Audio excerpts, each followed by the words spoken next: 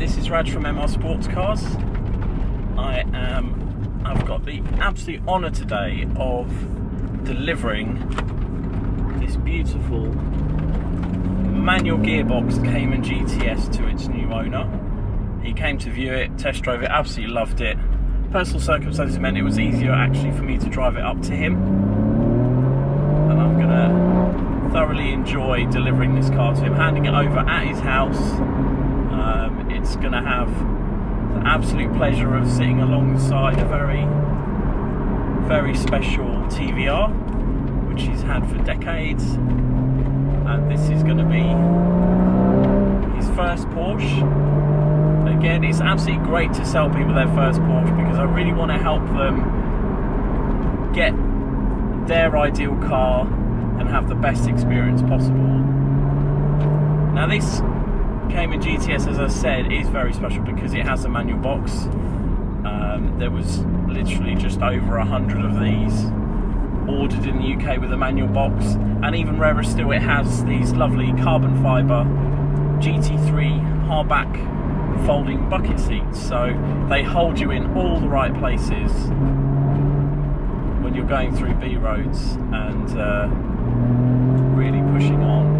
I mean, just listen to that sound. So these GTSs were a flat 6 3.4 litre flat 6 with the optional power kit, so they have 340 horsepower to, I think it's 280 foot-pounds of torque. And this one's finished in jet black metallic. It has the full GTS interior, so you get the Alcantara on the lower halves of the doors and door cards, the dashboard and door cards, and then you get half leather, half Alcantara on the seats.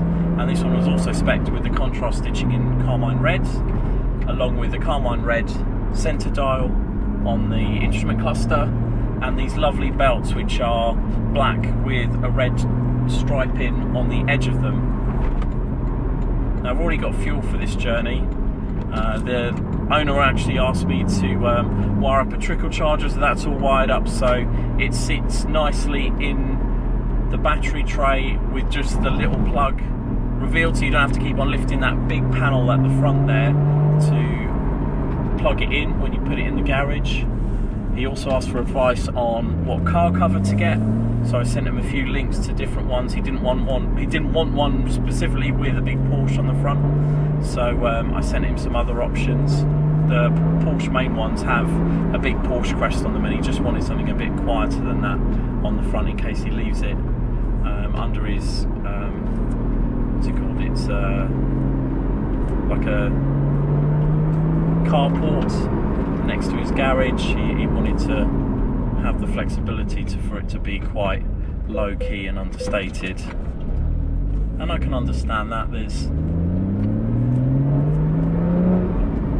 no need to shout about owning a beautiful Porsche like this unnecessarily if you don't want to. This is a beautiful car. It's only covered 36,000 miles, full Porsche and Porsche service history, and you just feel so engaged to the drive with this beautiful six-speed manual. A lot of people say that the gearing is very long, and they are right. It is very long on these Caymans and boxes with this 6-speed box in the 981. So 987 Gen 2s are a lot better in terms of their gearing. They're much more like a manual 911. And the reason why they made the gearing so long is actually for efficiency. So when you're in 6th gear, the revs are low enough for it to be classed as an efficient car on a cruise. However, that did mean that they had to space out the gears quite a long way to fill all the gaps. So it does mean that third gear will go over 90 miles an hour. 2nd gear, I think it touches sort of 70-ish. So it is quite long gear too. If you're really on a spirited drive, you're only really going to be using 2nd and 3rd gear the whole time, which can be frustrating for people who like to go through the box. The way that the 911 of this era and the 991s got around it was that they had a 7-speed box, so they had basically like an overdrive, so they could have shorter ratios for all of the individual gears, whereas on the Cayman box they just made do with quite a long ratioed gearbox. But I mean, you can hear, I mean, it sounds absolutely fabulous. you still have that engagement of using a clutch and changing gear, and it's still, with the sports exhaust open, which is what I've got here, you hear it crackling and popping and sounding very ferocious. Let me just open the window slightly. So I've got about an hour's drive, and obviously checked all the tyre pressures, got it cleaned again after our last test drive in the car, and yeah, got fuel, checked the oil level and everything else, so it's all ready for the new owner to enjoy. We also put, where we can, an oil top up in the front as well. I've actually wired in a phone mount as well, and the right length charging cable, so it's all ready for him to literally get in and enjoy right from the beginning as his new and first Porsche. And I hope if he does decide to change it for a different one, he comes back to me. I always like getting these lovely Porsches back after owners have cherished them, and then either helping them find a new one, or if they're going to a different brand, or even to a different Porsche Specialist for something completely different.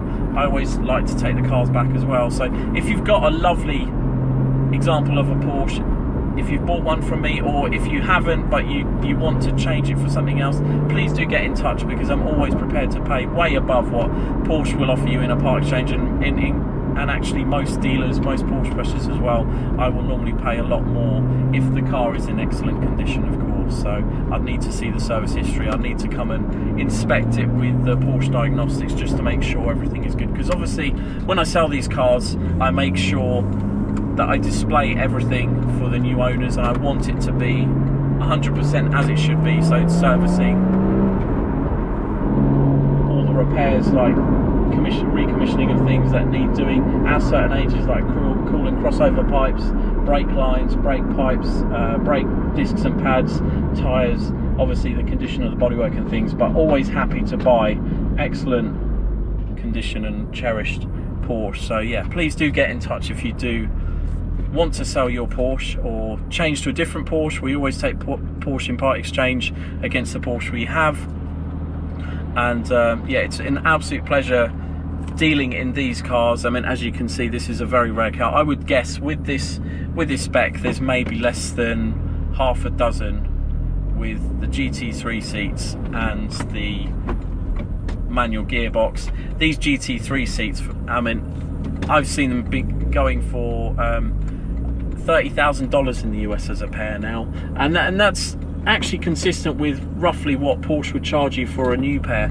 So if you wanted these in your car as a brand new set of seats and you didn't already have them in your car, you're looking at a price of between 30 and 40,000 pounds, depending on what the pricing is at that point in time.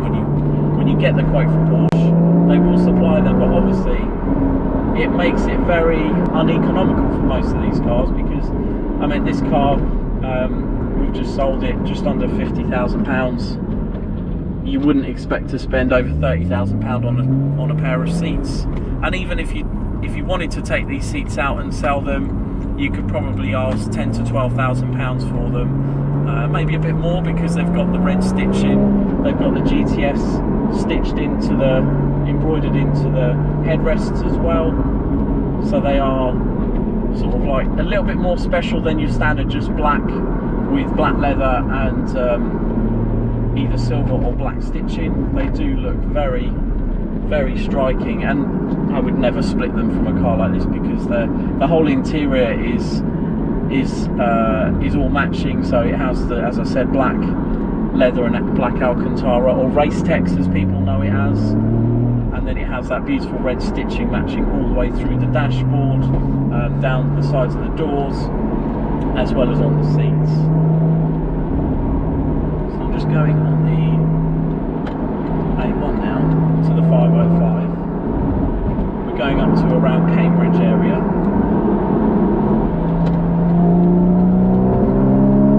Listen to how sonorous it sounds. I absolutely love how these cars sound.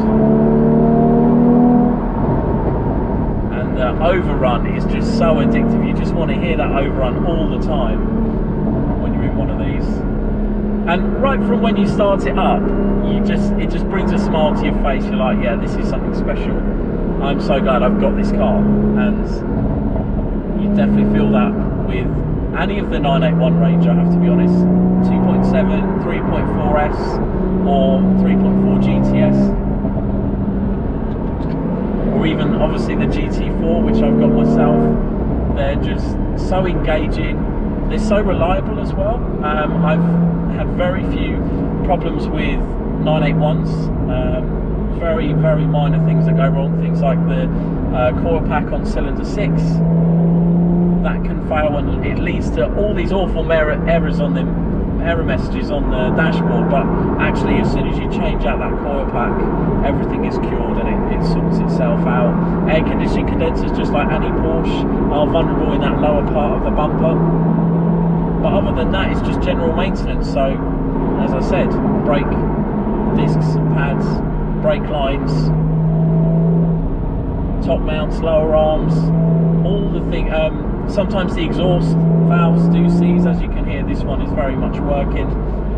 We check every single one, so we by hand move every single one to make sure they're free. And if they're slightly sticky, then obviously we'll lubricate them as a matter of fact. But this one was all free, but we've just given it a little bit more lubrication just to make sure it stays unseized. When they do seize, it can just be the actual valve that sits outside the exhaust, or worse, it can be actually the mechanism that's within the back box that needs replacing, which can't be replaced unless you get a whole new back box. So it can be very expensive if you've got one of these gearbox exhausts and the valves have seized. So just watch out for if you're buying. Get under the car, try the valves by hand, see if they're moving, or better still, if you've got someone in the car with the car running, you can get under the back of the car and get them to operate the exhaust button and see the valve switching over with the vacuum system that's in the back there. Valve actuators, actually, for the vacuum system, they're the only other things we change quite frequently. And then the other thing, actually, which is a bit of the Achilles heel, bit of the issue around this particular generation, 991 and 981, is the PADM, Porsche Active Drivetrain mounts. So they're two mounts that sit on the gearbox and attach it to the chassis, and they've got little electric sensors, and they stiffen and slacken depending on which mode you've got it in, Sport, Sport Plus or Comfort. And basically the electronics in that fail. A lot of people say it's down to water ingress, not necessarily from driving in flooded areas. It could just be down to washing the car, or even having condensation form on the underside of the car can cause this issue. So it's a bit at random when they fail, and unfortunately they're around £1,000 each at the moment. So to change them out is, you're looking at £1,200 to £1,400. Some specialists also recommend that you do a full wheel alignment when you change them, and you normally change one at a time, the one that's broken.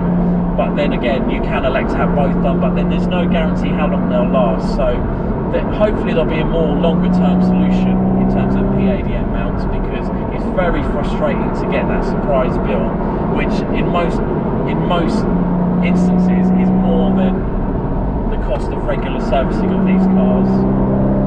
The other thing to look for is maybe a car without Sport Chrono, so it doesn't have the PADM system, and then you've not got to worry about it, because then it has just static fixed engine mounts, just like you get in most other cars, and they perform absolutely fine. The PADM system, yes, it is a nice sort of like gimmicky, gadgety thing, but in all honesty, you don't really notice a huge amount of difference. Well, I don't anyway. I think these cars are incredibly fun and engaging to drive, whether or not you've got these little engine mounts that are stiffening so you feel more of the gear change through the chassis.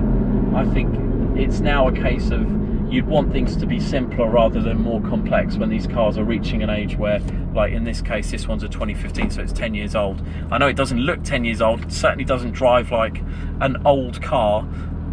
You just feel like it's a proper modern car, but obviously components like that can come to the end of the life. They're little complex electronic systems, and you'd in some cases almost just wish that they didn't have them. And Maybe some people are finding a solution where they code them out of the car, so basically tell the car it's now got the static mounts, it doesn't need to engage and stiffen them when you press Sport and Sport Plus, but I haven't had experience with that myself, so I can't comment.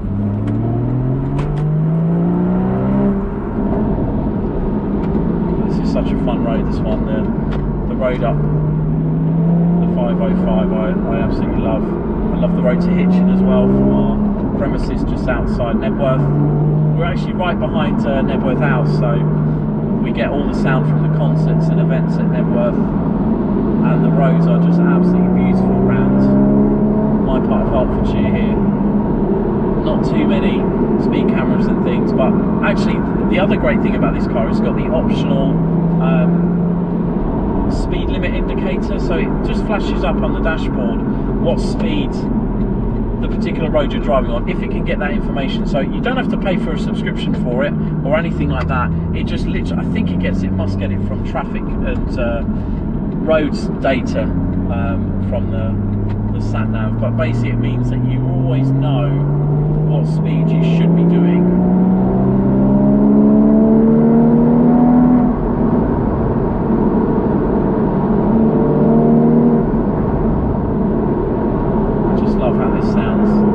Nothing can beat a normally aspirated flat six. I don't think there's anything that sounds better. If you have a turbocharged 911 or even a turbocharged 718, you're always chasing this sound, and it's very difficult because you've got those turbos strapped on midway through the exhaust, so it's muffling everything, it's diffusing that sound and translating it through all of that mechanism, so you do feel like it's always going to be an inferior sound, whether it's engineered, manufactured or enhanced with an aftermarket exhaust. This is what everyone wants, is this sound here. Let me see if I can get some sound here.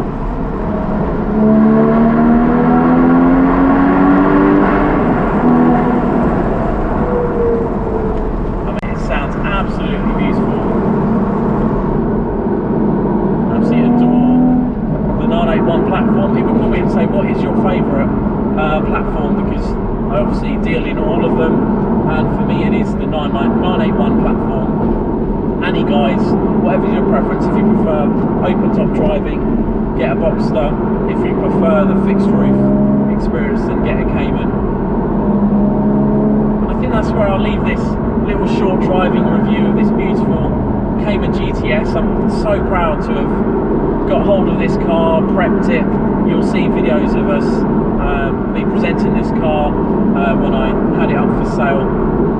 It's an absolute stunner with all the amazing options you'd want on one of these cars, and yeah, hopefully if you are interested in one of the Porsche we've got in stock, please don't hesitate to get in touch. Thank you for watching this video. If you have any questions about 981s or any of the actual platforms, please don't hesitate to comment below.